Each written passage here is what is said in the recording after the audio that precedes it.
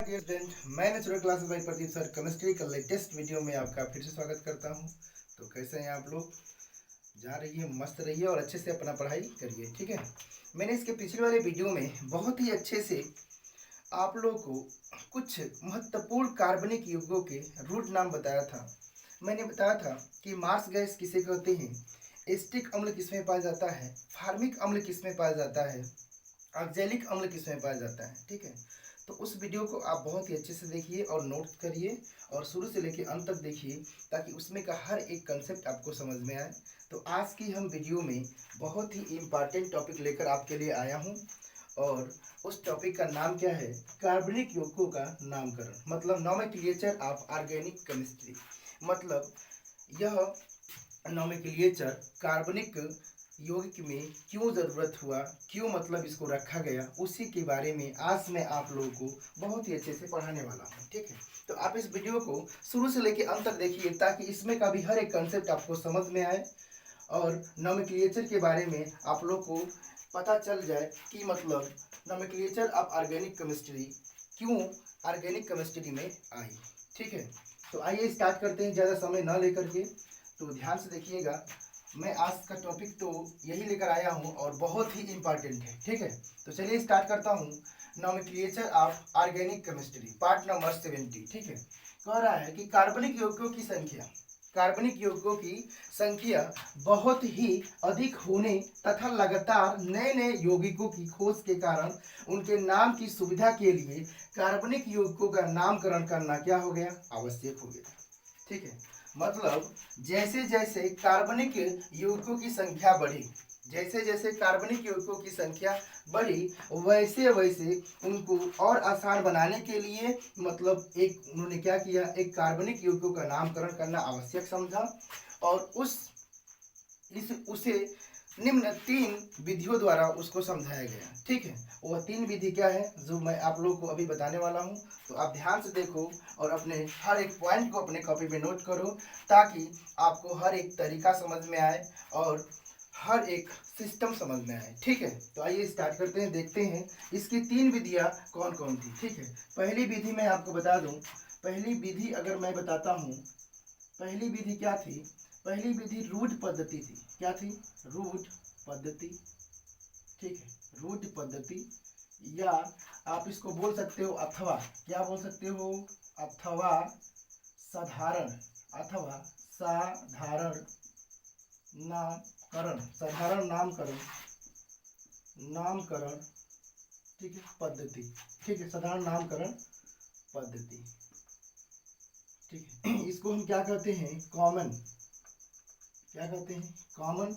आप क्या कर सकते हो, कॉमन सिस्टम, सिस्टम या और ट्राइबल, ट्राइबल सिस्टम, क्या बोल सकते हो इसको, ट्राइबल सिस्टम, ट्राइबल सिस्टम, ठीक है। मतलब ये रूट पद्धति क्या होता है मैं अभी आपको बताऊंगा। देखिए रूट पद्धति माने क्या होता है कि जो कार्बन की जो श्रृंखला होती है ना, वो कैसी होती है, सीधी होती है। कैसी होती है, सीधी होती है, इसीलिए इसको हम क्या कहते हैं, रूट पद्धति कहते हैं। अच्छा, रूट पद्धति में आपको बता दूं कि रूट पद्धति जो होती है, कार्बन की सीधी श्रृंखला होती है। कार्बन की क्या होती है, कार्बन की क्या होती है, सीधी श्रृंखला होती है। कार्बन की सीधी श्रृंखला, ठीक है, सीधी क्या होती है, सीधी श्रृंखला होती है। और यही श्रृंखला क्या होती है, और ये श्रृंखला कैसी होती है पता है, संतृप्त होती है। कैसी होती है, संतृप्त। यह श्रृंखला अगर कोई आपसे पूछता है तो कैसी होती है, तो आप सीधे बोलोगे यह श्रृंखला क्या होती है, संतृप्त होती है। संतृप्त, संतृप्त हाइड्रोकार्बन, संतृप्त, संतृप्त यौगिक की तरह होती है ना, संतृप्त यौगिक, संतृप्त यौगिक होती है, ठीक है।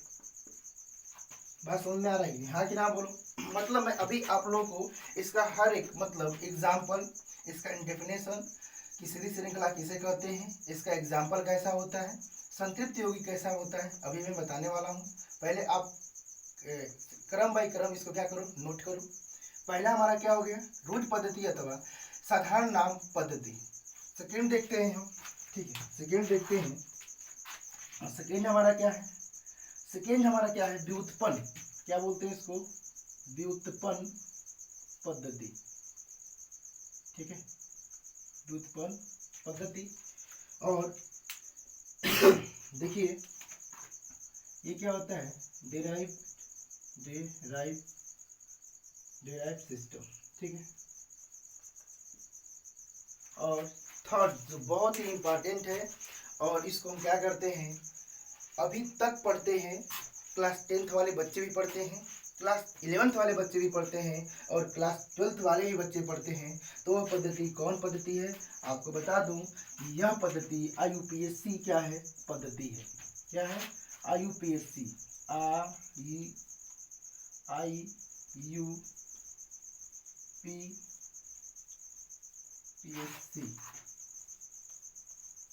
पद्धति, ठीक है,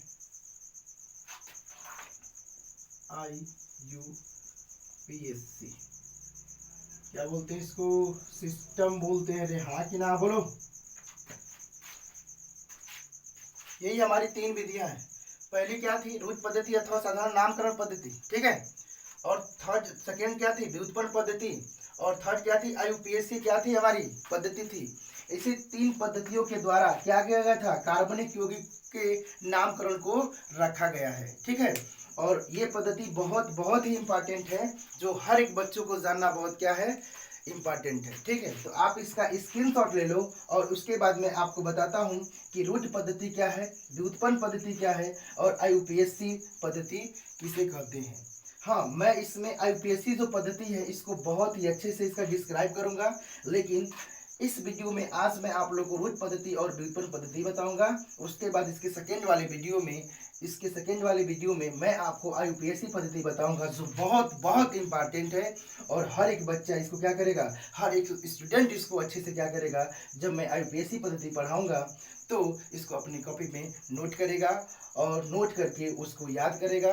और इतना मैं इजी इसको बना दूंगा जो आपके लिए कभी जो है कि क्या होगा, IUPAC पद्धति कठिन नहीं होगा, हार्ड नहीं होगा, ठीक है। तो आप इसका स्क्रीनशॉट ले लो, तब मैं आपको रूट पद्धति और आज के वीडियो में रूट पद्धति और व्युत्पन्न पद्धति के बारे में बताता हूँ। इसके नेक्स्ट वाली वीडियो में मैं फिर बोल रहा हूँ कि IUPAC पद्धति पढ़ाऊंगा, तो इसके लिए आप हमेशा क्या करना, रेडी रहना, ठीक है। तो आप इसका स्क्रीनशॉट ले लो, तब नेक्स्ट हम चलते हैं, ले लो। हाँ, देखते हैं रूट पद्धति किसे कहते हैं, और रूट पद्धति का एग्जाम्पल देख लेते हैं क्या चीज़ है, ठीक है।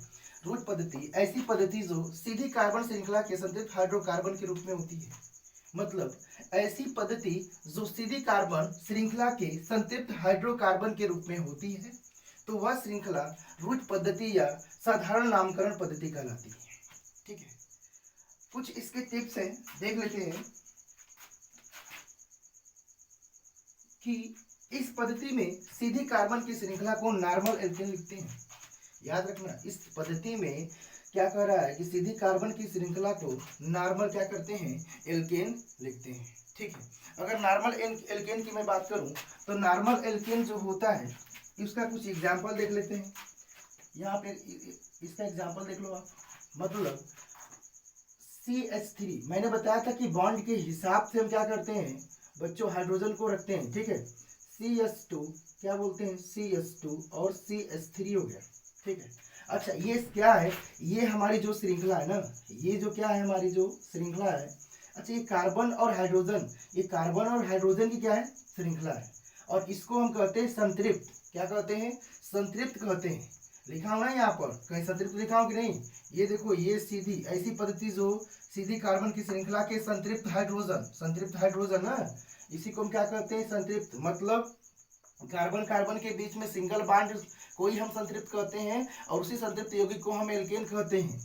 जब आपको ऐसी श्रृंखला दिख जाए बच्चों, तो आप इसको कैसे पढ़ोगे पता है, इसको पढ़ोगे यन, क्या पढ़ोगे, यन एल्केन, क्या पढ़ोगे इसको, एन एल्केन। और एन माने क्या होता है, नॉर्मल। एल का मतलब होता है कार्बन की श्रृंखला, मतलब कार्बन की संख्या, और एन माने होता है सिंगल बॉन्ड। मैंने बताया था आप लोगों को यहाँ पर कि अगर मैं यहाँ पे बोल दूं ना, यहाँ पे अगर मैं बोलूँ आपको कि वेयर, आप क्या लिखोगे, जहाँ एन माने क्या होता है, नॉर्मल, एन माने क्या होता है, नॉर्मल, आप नॉर्मल बोल सकते हो इसको, ठीक है। एल्क का मतलब क्या होता है, अगर एल्क की मैं बात करूं बच्चों तो क्या हो जाएगा, नंबर ऑफ क्या होता है, कार्बन, नंबर ऑफ कार्बन। अगर एन की मैं बात करूं तो बार बार बता रहा हूं, एन का मतलब क्या होता है, सिंगल बॉन्ड, क्या होता है, सिंगल बॉन्ड, मतलब कार्बन कार्बन के बीच में क्या हो, सिंगल बॉन्ड आए तो उसको एन कहते हैं। और एन को ही बेटा हम क्या कहते हैं, सिंगल बॉन्ड को क्या कहते हैं, एन कहते हैं, ठीक है। तो ये जो हमारा क्या हो जाए, क्या हो जाएगा, देख लो आप, एन माने क्या होता है नॉर्मल, एल का मतलब क्या होता है नंबर ऑफ कार्बन, और एन का मतलब होता है सिंगल बॉन्ड। ये चीज अब आप देखो। अच्छा अगर इसका मैं नाम अगर पूछूं, एल का माने क्या होता है, नंबर ऑफ कार्बन से, कार्बन की संख्या कितनी है, 1 2 3 4 5 है। अगर कार्बन की संख्या 5 है तो 5 को बेटा हम क्या कहते हैं, अगर कार्बन की संख्या 5 है तो 5 को पेंट कहते हैं ना, 5 को क्या कहते हैं, पेंट कहते हैं। ध्यान देना, मैंने इसके पिछले वाले वीडियो में इसके पढ़ा चुका हूँ, आप उस वीडियो को ओपन करो और ध्यान से देखो मैं क्या क्या पढ़ाया हूँ, नोटिस करके उसको देखो आप क्या क्या मैं पढ़ाया हूँ, ठीक है ना। देखो C5 को हम क्या कहते हैं, पेंट कहते हैं। अगर मैं इसका नाम लिखूं तो N माने नॉर्मल, और एल का मतलब होता है पेंट, एल का मतलब होता है पेंट, और एन माने एन, तो क्या हो जाएगा नॉर्मल पेंटेन। इसको हम क्या कहेंगे, नॉर्मल पेंटेन कहेंगे। अरे हाँ कि ना, बोलो, समझ में आ रहा है ना। अच्छा ठीक है, इसका आप थोड़ा सा अब सेकेंड देखते हैं एग्जाम्पल, यहाँ पे सेकेंड देख लेते हैं। ये देखो सेकेंड एग्जाम्पल, ठीक है। अगर मान लो कि आपको अगर ये दिख जाए CS3, सीधी एकदम सीधी ही करेंगे ना, CS2 CS2 CS2 CH3, तो इसको भी हम क्या कहेंगे, इसको भी हम कहेंगे नॉर्मल एल्केन, मतलब इसको भी क्या कहेंगे, नॉर्मल एल्केन कहेंगे, ठीक है ना, मतलब यन एल्केन, यन एल्केन, ठीक है। अगर इसकी नाम की मैं बात करूं तो नंबर ऑफ एल्केन, काउंटिंग कर लो ना, 1 2 3 4 5 6। अगर कार्बन की संख्या 6 है, अगर कार्बन की संख्या के कितने बच्चों, अगर 6 तो इसको हम हेक्स बोलते हैं, क्या बोलते हैं, हेक्स। अच्छा अगर इसका नाम मैं आपको बताऊं तो आप इसको बोल सकते हो कि यन हेक्स, यन हेक्सेन, ठीक है। आप इतना स्क्रीनशॉट ले लो, तब हम नेक्स्ट बताते हैं अगला क्या है, ठीक है। देखते हैं गाइस सेकेंड क्या है। यदि किसी यौगिक की संरचना के एक सिरे पर ना, यदि किसी यौगिक की संरचना के एक सिरे पर अगर इस तरह से रहे, आप देख लो, अगर क्या रहे, ऐसे रहे, CH3 CH3, ठीक है, होता है, तो उस यौगिक के नाम में आइसो क्या लगाते हैं, आइसो शब्द पुरलग्न के रूप में लगाया जाता है, ठीक है। मतलब आइसो शब्द क्या करते हैं, सबसे पहले लगाते हैं। अच्छा कैसे रहता है, पहले क्या रहता है, आइसो, क्या लगाएंगे, आइसो, ठीक है। उसके बाद हमारा क्या रहेगा, एल्क, एल्केन रहेगा, क्या रहेगा, आइसो एल्केन रहेगा। ये कंडीशन नंबर फर्स्ट है, ठीक है। अगर सेकेंड कंडीशन की मैं बात करूं, अगर कंडीशन नंबर अगर सेकेंड की मैं बात करूं, अगर इसके साथ एल्केन के साथ कोई क्रियात्मक समूह आता है तो इल के रूप में हो जाता है, किसके रूप में आता है, इल के रूप में। मतलब अगर मैं बोलूं आइसो, क्या होता है, आइसो, ये हो जाएगा एल्किल, क्या हो जाएगा, एल्किल। और जो भी हमारा क्या हो, क्रियात्मक समूह, क्रियात्मक समूह, ठीक है, उसका हम सफिक्स नहीं लिखते ना, उसका सफिक्स नहीं लिखते हैं। क्रियात्मक समूह का क्या करते हैं, अगर उसमें अगर OH आ जाए तो इसको हम बोलते हैं एल्कोहल, सबको पता है ना, एल्कोहल, एल्कोहल ऐसे लिख देते हैं, ठीक है। तो देखते हैं एग्जांपल थोड़ा इसका देख लेते हैं। इसका एग्जांपल क्या है, फर्स्ट एग्जांपल, ठीक है। देखिए अगर ये क्या है हमारा, अगर ये CH3 CH है और ये CH3 है, और यहाँ पे हमारा क्या है, CH3 है, ठीक है। तो बताना ये इस कंडीशन में आ रहा है कि नहीं, हाँ कि ना बोलो, ये इस कंडीशन में आ रहा है कि नहीं, देखो। और मैंने यही बताया था ना कि जब इस कंडीशन में आपको दिख जाए तो सबसे पहले प्रीफिक्स के रूप में हम क्या लिखते हैं, आइसो लिखते हैं। क्या लिखते हैं बच्चों, आइसो लिखते हैं ना, ठीक है। क्या लिखेंगे, आइसो, आइसो। और पूरे कार्बन को क्या करते हैं, गिन लेते हैं, काउंटिंग करते हैं, 1 2 3 4। अगर कार्बन की संख्या 4 है तो 4 को हम क्या बोलते हैं, ब्यूट बोलते हैं ना, तो ये हो जाएगा ब्यूट और क्या हो जाएगा ब्यूटेन, ठीक है। क्योंकि इसमें ब्यूटेन मैंने इसलिए लिखा क्योंकि ये क्या है, इसके बीच में सिंगल बॉन्ड और सिंगल बॉन्ड को क्या कहते हैं, एन कहते हैं, ठीक है। अच्छा सेकेंड एग्जाम्पल देख लेते हैं। ये हमारा क्या था, ए था और ये क्या था दूसरा, सेकेंड हम बी देखते हैं, ठीक है। अगर आपको ऐसे दिख जाए ना CH3CH CH3 CS2 और CS3 ऐसे भी दिख जाए तो उसको भी हम नॉर्मल ही पढ़ते हैं ना, ऐसे पढ़ेंगे आइसो, क्या पढ़ेंगे इसको,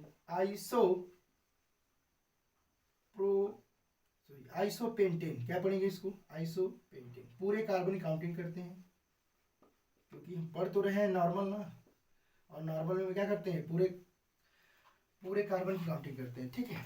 ये क्या हो जाएगा 1 2 3 4 5, ये क्या हो गया, आइसोपेंटेन हो गया। मैंने अभी बोला कि अगर उसमें उस समूह में अगर इसके समूह में कोई क्रियात्मक समूह आता है तो देखिए उसका नाम चेंज हो जाता है, नाम क्या होता है, बदल जाता है। इस पर फोकस करना, ठीक है। सी देख लेते हैं क्या हो जाएगा, अगर ये हमारा ऐसे ना CS3 CH3 और यहाँ पे OH है, ठीक है बच्चों, आया कि नहीं क्रियात्मक समूह, हाँ कि ना बोलो। तो इसका साधारण नाम ही लिखेंगे ना, और OH का साधारण नाम क्या होता है, एल्कोहल होता है, सबको पता है। तो इसको हम क्या बोलेंगे, आइसो, क्या बोलेंगे इसको, आइसो प्रो। अगर ये इस तरह से फॉर्म आए तो इसको क्या बोलते हैं, आइसो ना, इसको बोलेंगे आइसो प्रोपिल एल्कोहल, याद रखना, ठीक है। थोड़ा सा नेक्स्ट और बढ़ा देते हैं इसको, डी देख लेते हैं, क्या देखते हैं, डी। अगर आपका ऐसे आ जाए CH3 CH3 CH2 OH, ठीक है। तो इसको क्या बोलते हैं, आइसो, क्या बोलेंगे इसको, आइसो, ठीक है। 1 2 3 4 ब्यूटिल, काउंटिंग कर लो कार्बन की, ब्यूटिल क्या हो जाएगा, एल्कोहल, ठीक है, आइसो ब्यूटिल एल्कोहल। तो देख लेते हैं इसको, ये फर्स्ट एग्जांपल है। अगर इस तरह से आपको योग दिखेगा तो आप इसको बोलोगे आइसो ब्यूटेन, इस तरह से भी देखेगा तो आप क्या बोलोगे इसको, आइसो ब्यूटेन। लेकिन उसमें अगर कोई क्रियात्मक समूह जुड़ जाता है ना तो वो उसका नॉर्मल OH का तो नॉर्मल सबको पता है कि अल्कोहल होता है, और ये क्या होता है, एल का रूप क्या होता है, ले लेता है, मतलब एल्किल, मतलब क्या हो जाएगा, प्रोपिल एल्केन। एल का माने सबको पता है कि क्या होता है, नंबर ऑफ कार्बन होता है। और ये हमारा क्या हो जाएगा, CS3 CS2 OH दिख जाए तो इसको क्या बोलते हैं, आइसो ब्यूटिल क्या बोलते हैं, एल्कोहल बोलते हैं। ये देखिए, इसको मैं बॉक्स में क्या करता हूँ, ये थर्ड हो गया, ये सेकेंड हो गया,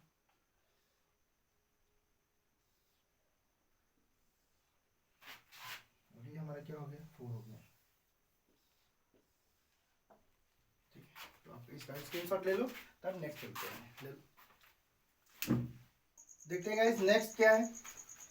यदि किसी यौगिक के एक कार्बन परमाणु पर 3 मेथिल समूह है, यदि किसी यौगिक के एक कार्बन परमाणु पर 3 मेथिल समूह है तो पूर्वलग्न नियो का प्रयोग करते हैं।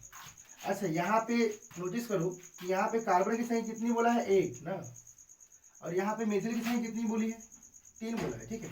मतलब ये बोला है कि यदि कार्बन पर ना, यदि कार्बन पर तो कितने कार्बन पर, कार्बन की संख्या कितनी होनी चाहिए, 1, और मेथिल बोला है, मेथिल, और मेथिल का सूत्र सबको पता है ना, कार्बन का सूत्र तो सबको पता है, कार्बन को C से लिखते हैं और मेथिल को किससे लिखते हैं, CH3 से, ठीक है। ये मेथिल का सूत्र है, इसकी संख्या कितना बोला है, 3।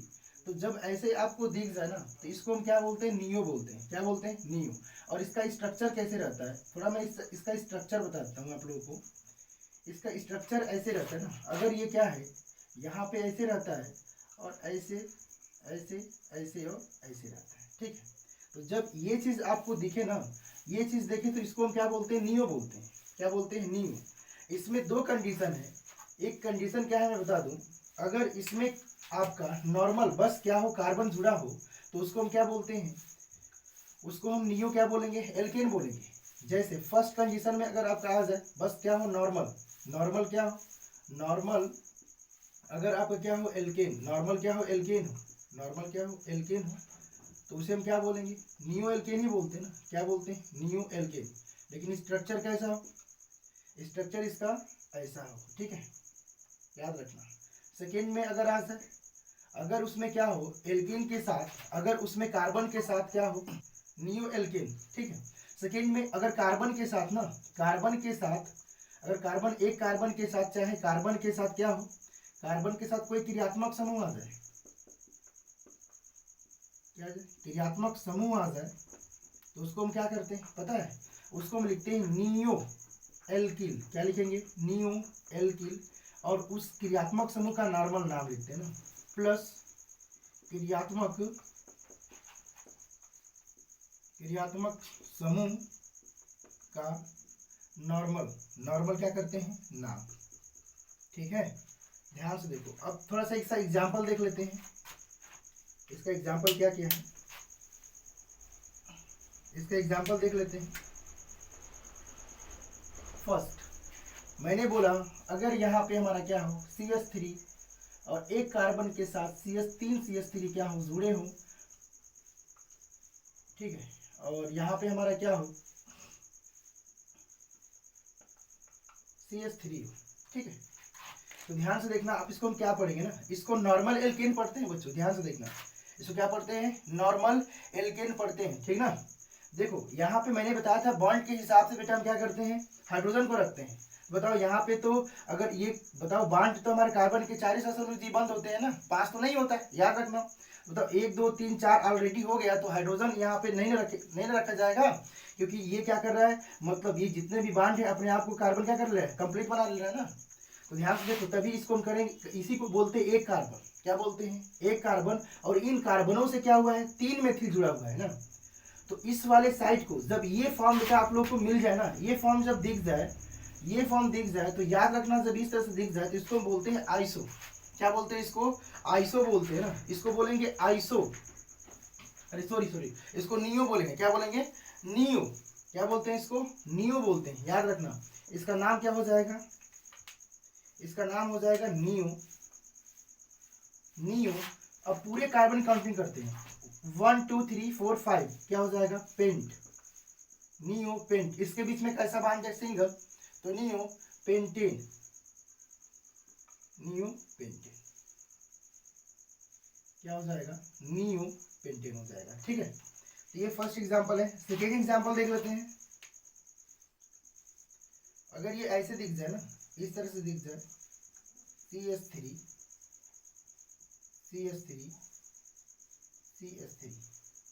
और क्या हो, अगर ऐसे दिख जाए CH2 और OH दिख जाए, ठीक है, तो इसको भी हम क्या करते हैं, अच्छा इसको जरूर नहीं है कि बस ऐसे ही राइट करोगे, इसको हम क्या कर सकते हैं, ऐसे भी राइट कर सकते हैं, इस तरह से और इस तरह से, ठीक है। कार्बन बीच में हो, मिथिल क्या हो इसके चारों तरफ हो, ठीक है, तो उसको भी हम क्या बोलते हैं, नियो बोलते हैं, ठीक है। तो ये देखो, मैंने बोला कि सेकेंड में मैंने बोला था कि अगर कार्बन के साथ क्रियात्मक समूह आ जाए, इसी को क्रियात्मक समूह कहते हैं ना, तो बेटा इसका नाम क्या हो जाएगा, इसका नाम होगा नियो, क्या होगा, नियो। कार्बन काउंटिंग कर लो, 1 2 3 4 5, तो हो जाएगा पेंटिल, क्या हो जाएगा, पेंटिल। हमारा ये क्रियात्मक समूह कौन सा है, एल्कोहल है, तो इसको बोलेंगे एल्कोहल, एल्कोहल, ठीक है। ये है आपका रूट पद्धति, ठीक है। और रूट पद्धति में 3 स्टेप थे, 3 टिप्स थे जो मैंने आपको इस वीडियो में बताया। और गाइस इस वीडियो को आप अच्छे से अपने कॉपी में, इस वीडियो को अच्छे से देखना, और जितने भी इस कॉपी में मैंने कंसेप्ट बताया उसको नोट्स करना, क्योंकि ये बहुत बहुत इंपॉर्टेंट है। अगर इसको आप क्या करते हो, अपने कॉपी में नोट्स करते हो और याद करते हो, तो आपको आने वाले IPSC सिस्टम में कोई प्रॉब्लम नहीं होगी, ठीक है। तो आज बस इस वीडियो के लिए इतना ही। आप इसको नोट करो और जहाँ भी रहो मस्त रहो, फिट रहो और हिट रहो। Take care, bye.